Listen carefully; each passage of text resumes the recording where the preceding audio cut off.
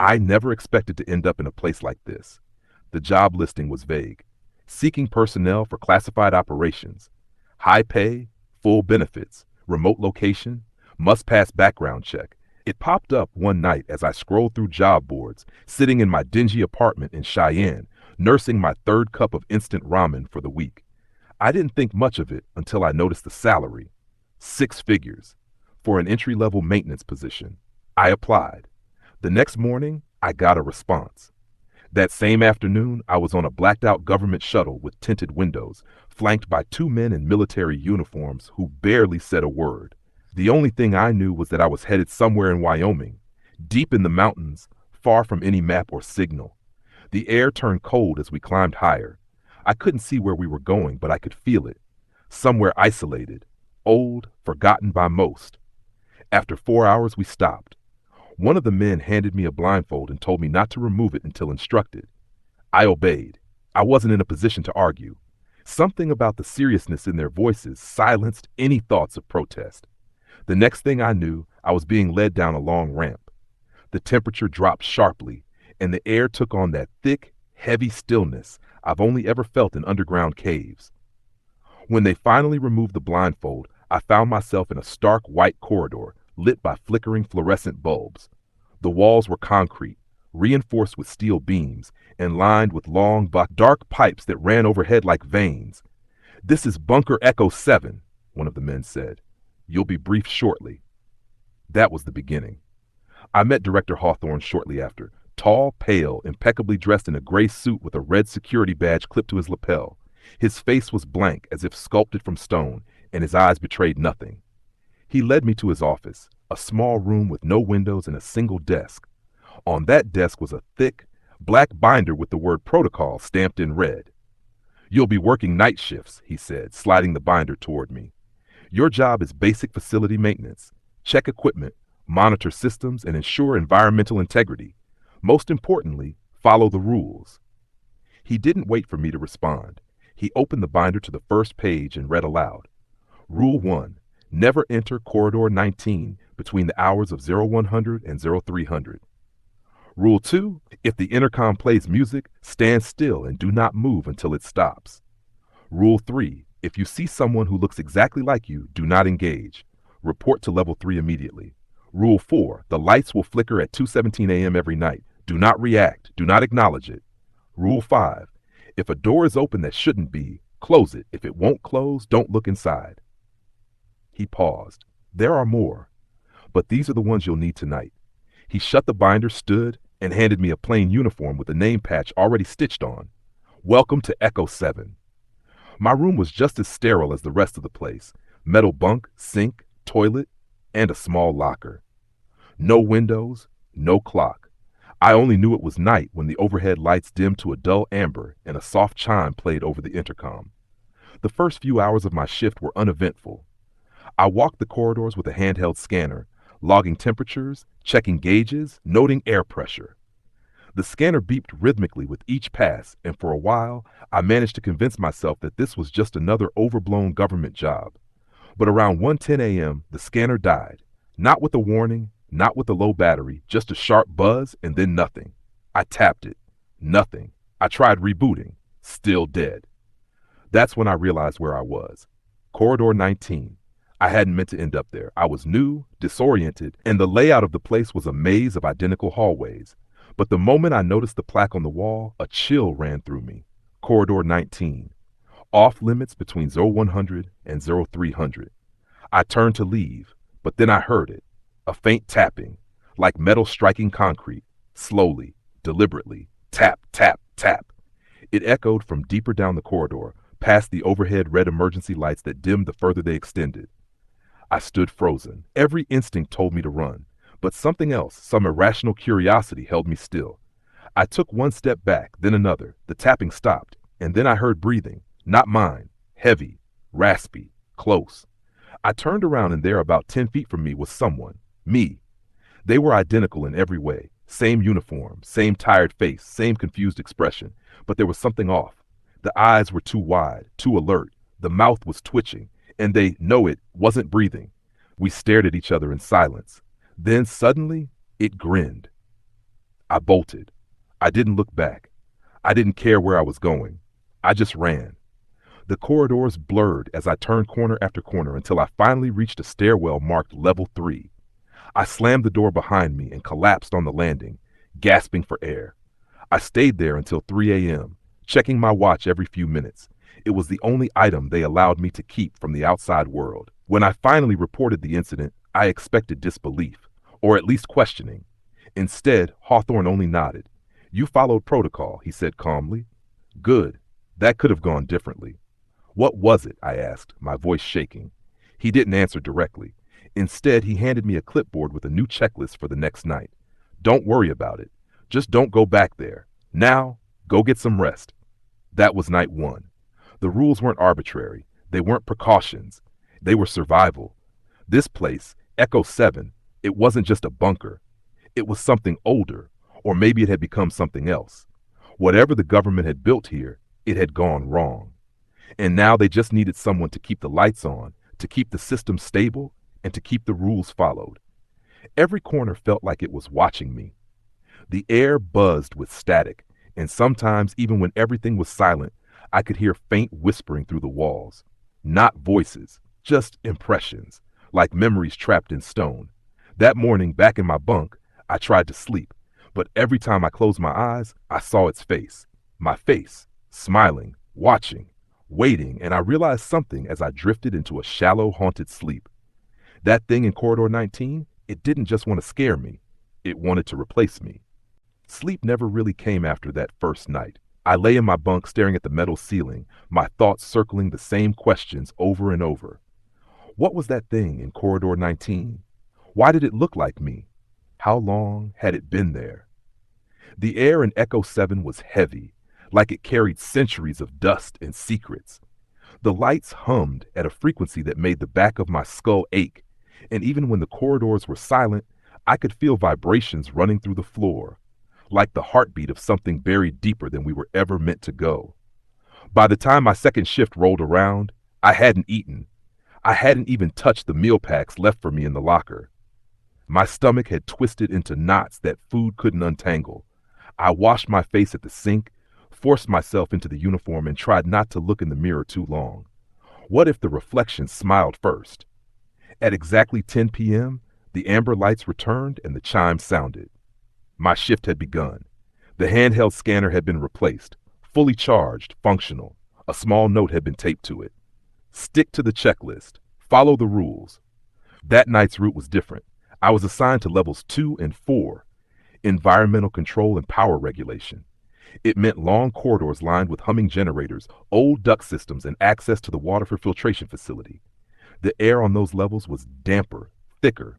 Every step echoed more than it should have. Midway through level 4, I heard it. The intercom crackled to life, and music began to play. It wasn't a chime or alarm. It was swing jazz, something old and brassy with a crackling record texture, like it was playing from a phonograph lost in time. The song looped after a minute, then started again, slightly warped the second time. I froze.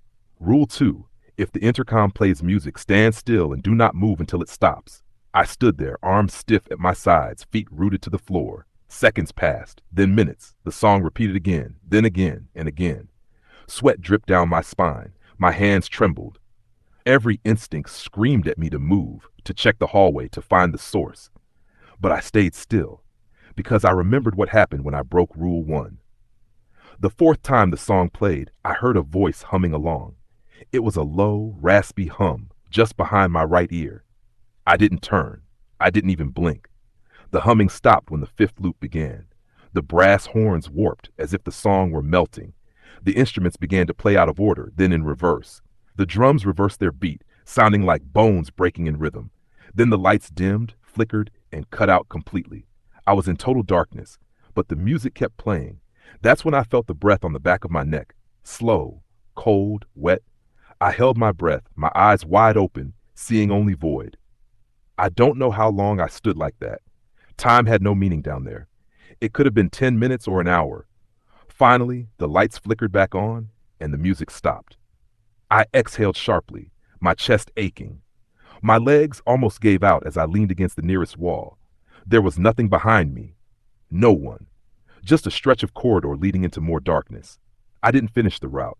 I reported to level 1 instead. I found Hawthorne in the control room, standing behind a wall of old monitors that flickered with static. I followed Rule 2, I told him, breath ragged. It played for over 20 minutes. He didn't look at me right away. When he did, he handed me a cup of black coffee, already prepared, still steaming. You passed, he said. That was a test. I stared at him. A test? He nodded. We monitor new personnel through indirect exposure. The systems here, they're not always stable. We have to know how you'll react when the real anomalies begin. That wasn't real. It was real enough, but controlled. I didn't believe him. Not entirely. Something about his answer was too rehearsed, too clean. That's when I started to realize Echo 7 doesn't just contain anomalies, it creates them. On my way back to my room, I passed a door that hadn't been on the map before. It was metal, bolted from the outside, with no label. But carved into the door, scratched deep into the steel, was a single word. Don't. I didn't stop. I didn't look in. I kept walking. That night in my bunk, I finally tried to eat. The food tasted like cardboard and ash, but I forced it down. The lights never turned off completely in the living quarters, and I started to think that maybe they weren't meant to, because the darkness here wasn't natural. It had weight. I woke up later, though I'm not sure I ever truly slept, to the sound of footsteps, slow, methodical, just outside my door. They didn't stop. They didn't speed up. They just circled, again and again. I got up quietly and peered through the small slit in the door. The corridor outside was empty, but the footsteps didn't stop. I returned to my bunk, lay there, and listened until they finally faded into silence. The next day, if you could call it that, I asked one of the other workers about the footsteps, a man named Beck, older, with sunken eyes and a limp in his right leg. He'd been here for 8 years. Yeah, he said almost casually. Sometimes the bunker forgets which rooms are empty and which aren't. What does that mean? He didn't answer. Instead, he handed me a crumpled note. It wasn't written on official stationery, just torn paper with faded ink. Rule 9. If someone knocks on your door between 4 and 4 a.m., do not open it. No one good visits then. That's not in the binder, I said. Beck only smiled, a sad, tired expression. There are more rules than they tell you. You'll learn them, or you won't. Before I could ask anything else, the overhead alarm blared. Containment breach. Level 5. All staff report to safe zones. Red lights flared. Metal doors slammed shut. A low rumble shook the floor. I never even knew there was a level 5. Hawthorne didn't say a word that day, but something had gotten out.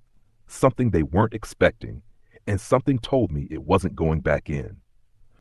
I wasn't cleared for level 5. None of us were, at least not the night shift crew. It was always listed as non-operational in the daily logs.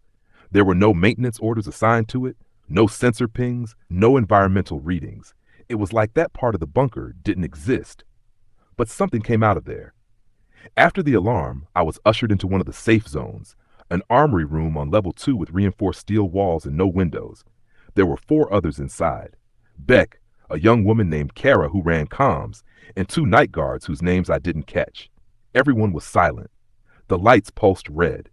The alarm had cut off, but in its place was a low, deep hum, like a machine trying to scream. No one spoke for 10 minutes, maybe more. We all just waited. Eventually, the intercom clicked on. Director Hawthorne's voice came through, distorted slightly by static. Containment breach is isolated. Emergency teams are responding. Remain in your designated safe zones until further notice. Then silence. I turned to Beck. What the hell is on level 5? He looked at me with the kind of emptiness that only comes from years of resignation. No one knows. It's sealed. Always has been. The people who go down there don't come back. Then how did something get out? Beck didn't answer. He just rubbed the scar that ran from his temple to his jaw and looked away. We stayed locked in for another hour. When the steel door finally hissed open, the corridor outside was bathed in that eerie amber glow again. Silent, still, except for the smell. It was faint like burnt ozone mixed with rotting flowers, the kind of scent that doesn't belong in this world. I returned to my quarters and tried to gather myself, but the questions wouldn't stop. What had broken out? Where had it gone? Why weren't we being told more? I tried to rest. I failed. The next shift began as usual. The routine almost felt absurd after the chaos of the night before. But that's how Echo 7 operated. It demanded normalcy, even when nothing was normal. I was assigned to level 3 again, system diagnostics and auxiliary power. As I passed through a long hallway near the central pump room, I noticed something new. A door that had been locked for days was now slightly open. It was marked Lab 12. There was no Lab 12 on the official schematics. I checked them often, trying to memorize the layout in case I ever had to run again. I should have walked past it, but curiosity, it's a dangerous thing in a place like this. I pushed the door open slowly. The hinges groaned louder than they should have. Inside, the room was dim, lit only by a single swinging bulb and the flickering blue light of inactive monitors. The air was thick with dust and that same strange floral scent I'd smelled after the breach. The lab was small, barely larger than a supply closet. Shelves lined the walls, cluttered with old files, sealed containers, and jars filled with things I couldn't identify. One of the containers had something inside that twitched when I looked at it. I found a logbook on the central desk, open to a page marked with a red paperclip. Experiment 12A, Mirror Phase Response Trial. Status, inconclusive. Subjects retain memory of prior iterations. Manifestation level increased with auditory triggers. Recommend auditory lockdown protocols. The last entry was dated over 5 years ago. Suddenly, a soft static noise filled the room. One of the monitors flared to life. It showed a camera feed, grainy, black and white, fixed on a long corridor I didn't recognize. At first, it seemed empty. Then a figure stepped into frame. It was me. Same uniform, same ID badge, same terrified expression. He turned toward the camera, slowly. Then he grinned. The monitor went black. I backed out of the lab and shut the door hard. My hands were shaking. On my way back to main systems, I passed the level 5 elevator. It was guarded by 2 men in full hazmat suits. One held a clipboard. The other was staring at the closed elevator doors like they might open at any second. I stopped. Did they find what got out?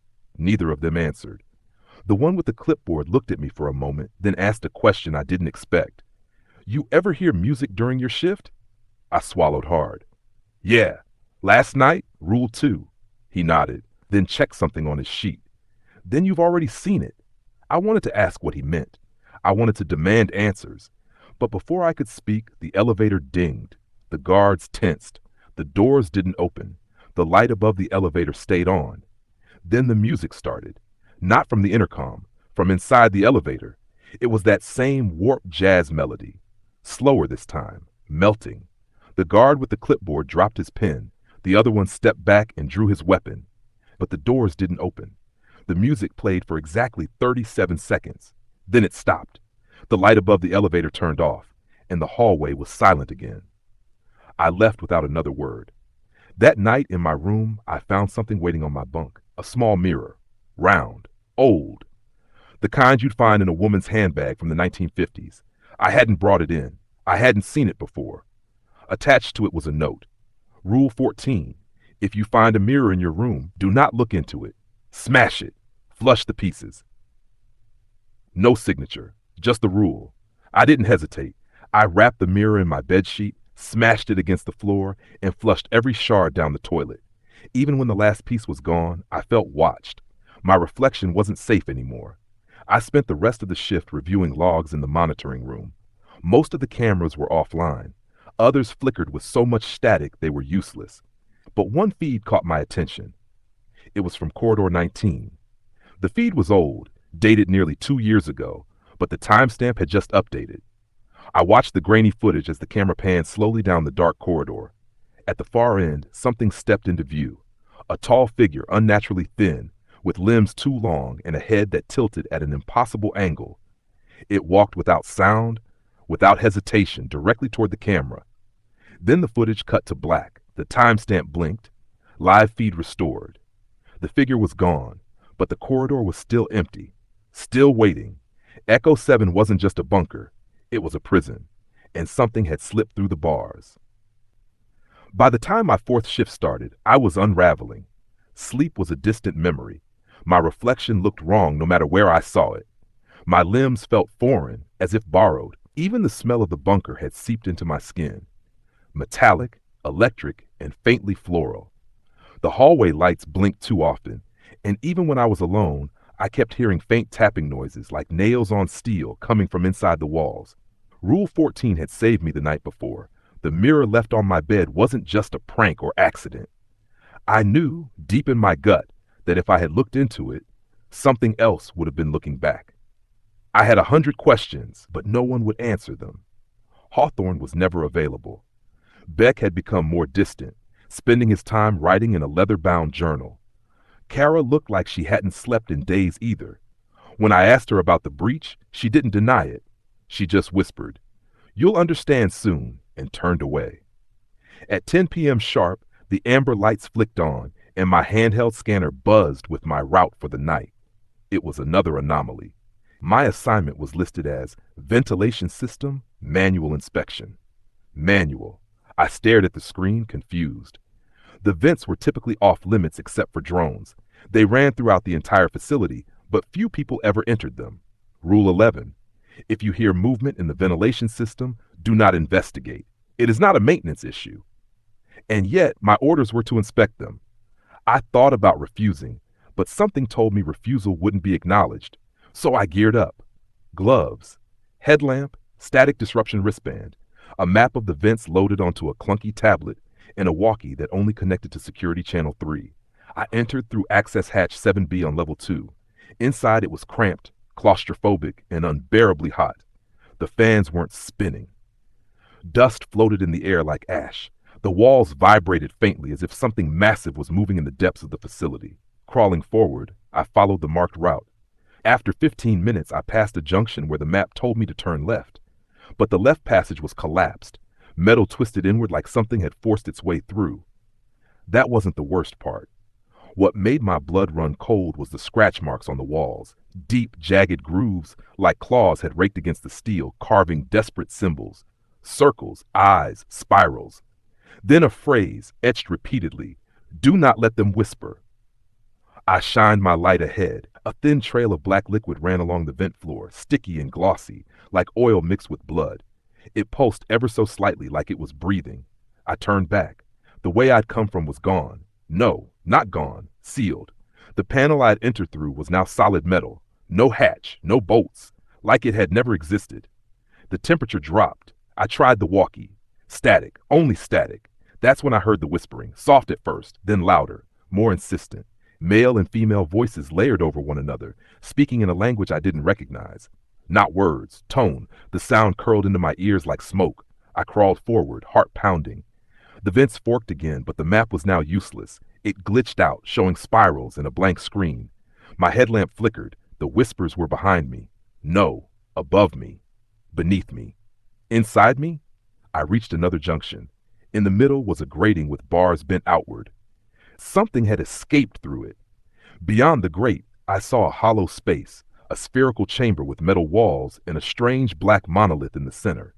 It pulsed slowly, like a heart. Symbols shimmered on its surface, unreadable but hypnotic. I stared too long. Then the voices screamed. All at once, it was deafening. I clamped my hands over my ears, writhing in the cramped tunnel, trying not to pass out. Blood trickled from my nose, and then it stopped. I was alone again. The silence hurt more than the screams. I kept moving, desperate to find an exit. Then I saw it, a figure ahead, crouched in the vent. Pale, thin, almost skeletal. Its back was to me. Its head twitched rhythmically, bumping against the wall like it was counting something. Tap, tap, tap, I froze. It hadn't seen me. Then it turned and smiled. Its face wasn't human, at least not anymore. The eyes were too wide, the mouth was too long, its skin looked stretched like it had been dried and tacked on. It whispered something, but I couldn't hear it. Not really. I felt the intention of the words rather than the sound. It wanted me to come closer, to listen better. Rule 11 screamed in my head, "Do not investigate." I turned and crawled away as fast as I could. My limbs burned, my lungs heaved. Behind me, I heard it scraping forward, faster than should have been possible. The sound of bone and metal colliding echoed in the vents. A light appeared ahead, a maintenance hatch glowing faintly red. I threw myself toward it, slamming against the panel, kicking it until it gave way. I tumbled out onto Level 3's floor, Gasping, bleeding from both ears, my vision doubled. The hatch slammed shut behind me with a hollow clang. No one was in the corridor. I dragged myself to the wall and slumped there. And then I saw them. More scratch marks, etched into the base of the wall just beside the vent. If you hear them whisper, it's already too late. I reported the breach. Hawthorne didn't acknowledge it. Security told me I must have gotten turned around. The hatch I described wasn't on record. The vent I entered had been sealed since 1996. They showed me blueprints. The path didn't exist, but I still had blood in my ears. That night in the bunk, Beck found me shaking. "You went into the vents?" he asked. I was ordered. He looked around nervously, then handed me another note. "Rule 17, if the vents open by themselves, run. If they stay open, run faster." I stared at it, my hands trembling. I saw something inside. It smiled. Beck's eyes lost their light. He nodded slowly. "They always smile. That's how they invite you to listen." He gave me one more warning before leaving. "Cover your ears when you sleep. You can't hear the whispers if you don't let them in." I stuffed cotton into my ears, tied my headphones around my head, turned on static, anything to drown out the silence, because I knew the silence could whisper too, and I wasn't ready to listen yet. I was dreaming again. Only this time I knew I was awake. The floor under me was cold metal, humming faintly with energy. The hallway stretched on endlessly, dim lights pulsing in rhythmic patterns on the ceiling above.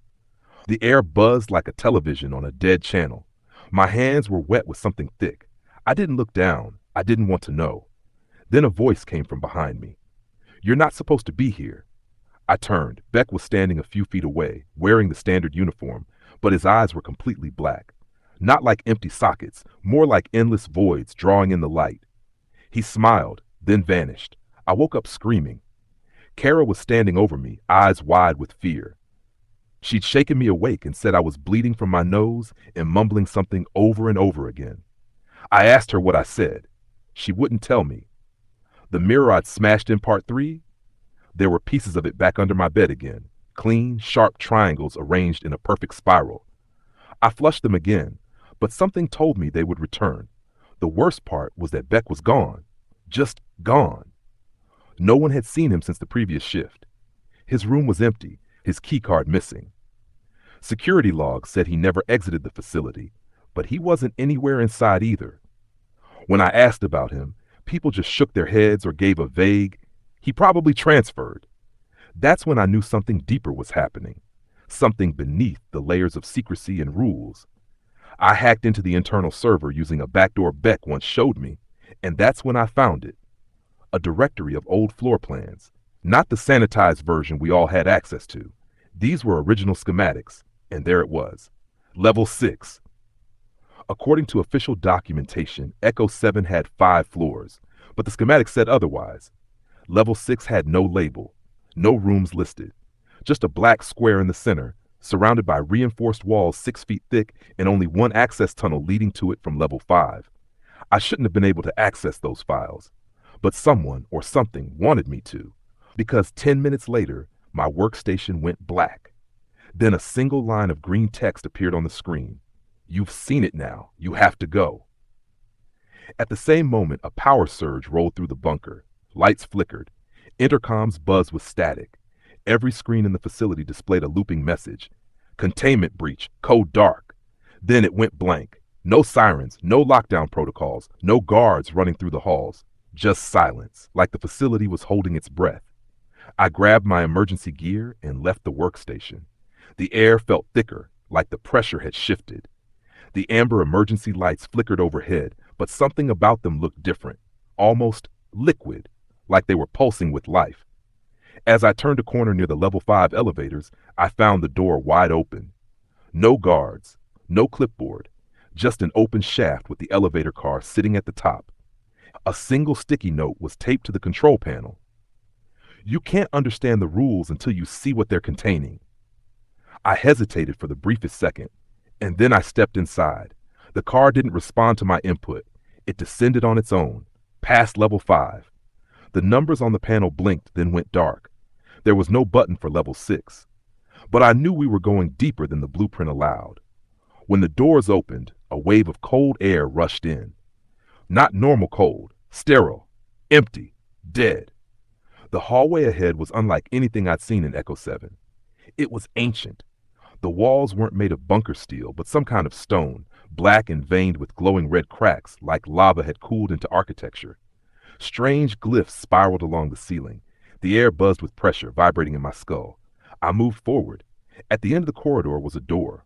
Not a normal one, a tall, arched structure made from the same black stone, covered in seals and symbols, glowing faintly. At its center was a round mirror, embedded like an eye. It reflected me. Only it wasn't me. My reflection stood still while I moved. Then it tilted its head and smiled. I backed away. But the door creaked open. Inside was a massive chamber, pitch black. No lights, no visible walls, just endless space and a single object at the center. A giant pillar of bone and metal, twisting into itself. It pulsed with a rhythm that wasn't quite alive, yet not mechanical either. It was watching me, and I felt something watching from behind it. I couldn't see it, not fully. It was just presence, vast, infinite. Then came the whispers again, but not in my head this time. They came from all around me, a chorus of voices, layered and deep, speaking in perfect unison. You broke the order. Now you must remember. The walls trembled. Images flooded my mind. Memories that weren't mine. Men in white coats opening something that should never have been unearthed. Rooms with no doors, filled with shadows that bled. Beck staring into a mirror that never stopped reflecting. And Hawthorne, standing before this very altar, whispering the same words again and again. The rules are not for safety. The rules are containment. Then I understood. Echo 7 wasn't just a research facility. It was a seal, a lock. And something below it had been trying to rewrite reality through those of us who worked here. Whispers, mirrors, rules, they weren't warnings. They were rituals. The whispers grew louder. I turned to run, but the door had vanished. There was no way back. Then I heard it. Footsteps. Beck's voice echoed from the darkness. You weren't supposed to come here, but now that you have, you're part of it. And I saw him. Only it wasn't Beck. It wore his face, but its eyes were still black. It didn't walk. It slid, each movement too smooth, too silent. You saw level 6, it said. You let the memory back in. And then it lunged. I don't remember what happened next. I woke up hours later, back in my quarters, covered in sweat, ears bleeding, a mirror shard in my hand. There were no alerts, no breach warnings, nothing in the logs, but my workstation had one new message waiting, from Beck's old login. Part of you never came back. I've lost track of how long I've been here. Time doesn't work the same anymore. Not inside Echo 7, not after level 6. The clocks still tick, shifts still start, but every second stretches and contracts like it's breathing. Some days pass in minutes, others never end. I've stopped trying to fight it. I don't think I'm supposed to leave. The others won't talk to me anymore. Kara avoids eye contact entirely. When I approach her, she pretends not to hear me. One time I grabbed her shoulder and she recoiled like I'd burned her. She whispered something I couldn't understand and backed away, trembling. She hasn't spoken to me since. Security doesn't log my entries anymore. My keycard works on doors I was never cleared for. Cameras no longer follow me. When I try to talk to Hawthorne, I see her office lights on, but no one's ever inside. I think I'm being phased out. Not fired, not removed, erased. The worst part? I don't even know what version of me remains. Sometimes I catch my reflection acting a second too slow, or smiling when I'm not. Once I passed a mirror and watched myself blink twice. Out of sync, delayed, like something else was pretending to be me and almost got the rhythm wrong. Beck's voice is still in my head. You're part of it now. I thought he meant the secrets, the knowledge, but it's more than that. I think I'm a carrier now, and I think that was always the point. Last night the mirror under my bed returned, only now it wasn't broken, it was whole, clean, waiting. I didn't touch it. I didn't have to. It showed me something, not a reflection, a room, cold, round, empty, except for a single person, me, sitting in the center, eyes wide, unmoving, mouth slowly opening, as if to scream, but there was no sound, just an endless stretch of silence vibrating in my bones. I looked down after the vision and saw that the mirror was gone again. Later, I went back to the terminal in the West Wing, the one Beck used to use for his private logs. His password was still saved. There was one final entry, no date, no timestamp, just text. The rules aren't for us. They're for the ones watching through us, the ones behind the walls. Every command, every restriction, every warning, it's not to protect the workers, it's to keep them entertained, satisfied, contained. We're not guards, we're bait. I stared at the screen for a long time, and then I heard a soft knock behind me. When I turned, no one was there. Only a note taped to the wall. Same handwriting as always. Final rule: if you remember what the rules are for, they'll know you know, and they'll come collect. I went back to my room and waited, but no one came. That was worse. I began reviewing the other rules I'd gathered, thinking about them not as safety precautions, but as rituals. Structured behaviors that created a pattern. One the things below needed us to perform, like steps in a dance or lines in a play. When someone breaks a rule, they aren't punished, they're removed, erased from the system so that the performance stays intact. Beck, the girl in the mirror, the janitor who looked up when he shouldn't have, all of them broke the choreography. I began writing new rules just to see what would happen. I left a sticky note in the cafeteria that read, Rule 23, if the soda machine dispenses a can without pressing a button, do not drink it. It's not soda anymore. By next morning, the entire hallway was blocked off. Maintenance leak, signs, security tape, a guard posted with no badge. I tried asking what happened. The guard stared at me for a long time and said, there's no cafeteria here. There was. I remembered it, but maybe I wasn't allowed to anymore. They're rewriting the space around me. Or maybe I'm slipping further into whatever lies between the floors of this place. Last night I heard footsteps outside my door again, soft, barefoot. They didn't knock. Instead, a single voice spoke from the other side, calm, gentle, familiar, my own. It said, you're almost ready. I didn't sleep. This morning I went back to the terminal and tried to send a message out. Anything, email, radio, upload, burst signal. Every attempt failed, except one. A message flickered on screen. Do you want to remember everything? Yeah, hesitated. But I clicked yes. That's when the dreams came rushing back, all of them, all at once. I saw the first chamber being built. I saw scientists in the 1940s huddled around diagrams covered in occult symbols.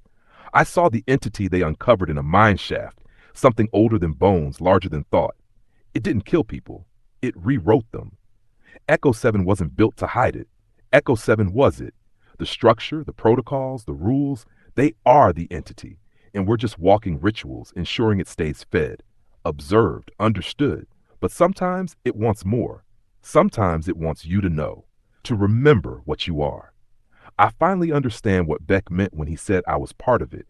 I'm not just being erased, I'm being overwritten, transformed. I no longer cast a shadow in some hallways. I blink less. My breath fogs up glass differently now.